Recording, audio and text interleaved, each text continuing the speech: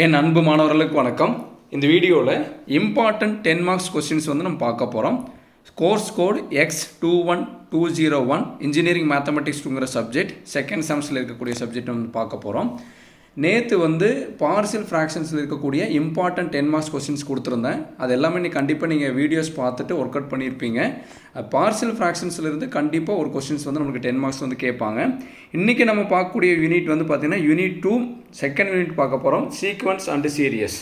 இதில் வந்து நம்ம இன்றைக்கி பார்க்கக்கூடிய இம்பார்ட்டன்ட் கொஸ்டின்ஸ் என்னென்னா மிடில் டேர்ம்ஸ்.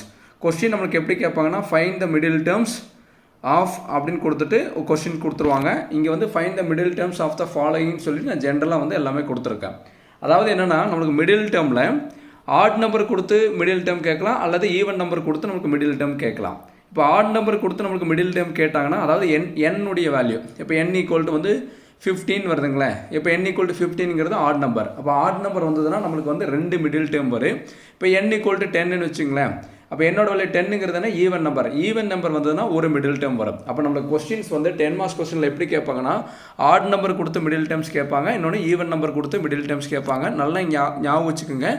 ஆட் நம்பர் வந்ததுன்னா 2 மிடில் டேர்ம்ஸ் வந்து வரும், ஈவன் நம்பர் வந்ததுன்னா ஒரு மிடில் டேர்ம் வந்து வரும். புரியுதுங்களாம்மா? இப்போ நான் கொடுக்கக்கூடிய கொஸ்டின்ஸ் எல்லாம் செமஸ்டர் எக்ஸாமில் கேட்ட கொஸ்டின்ஸ் தான் உங்களுக்கு நான் கொடுத்துருக்குறேன்.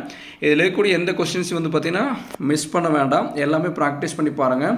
இப்போ பாருங்கள், இதில் வந்து என்னென்னா எல்லா கொஸ்டின்ஸும் கொடுத்துருக்கேன். நம்பரில், வேரியபிளில் எல்லாமே கொடுத்துருக்கேன். அப்புறம் வந்து ரூட்குள்ளே வந்து எக்ஸ் வந்தால் என்ன பண்ணுறது எல்லாமே கொடுத்துருக்கேன். இது எல்லாமே வந்து ஒர்க் அவுட் பண்ணி பாருங்கள்.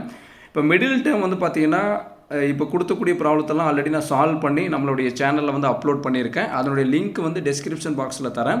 இப்போ மிடில் டேர்மில் வந்து பார்த்திங்கன்னா எல்லா டைப்ஸ் ஆஃப் ப்ராப்ளம்ஸ் வந்து 10 மார்க்ஸ் ப்ராப்ளம் நான் சால்வ் பண்ணியிருக்கேன்.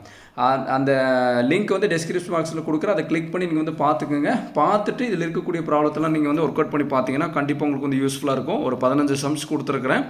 இப்போ இந்த சம்ஸ் எல்லாம் வந்து ஒர்க் அவுட் பண்ணி பாருங்கள். இந்த மிடில் டேர்ம்லேருந்து ஒரு கொஸ்டின் வந்து 10 மார்க்ஸ் கொஸ்டின் செகண்ட் யூனிட்டில் நம்மளுக்கு கட்டாயமாக கேட்பாங்க. அதனால் எதையும் மிஸ் பண்ணாமல் படிங்க.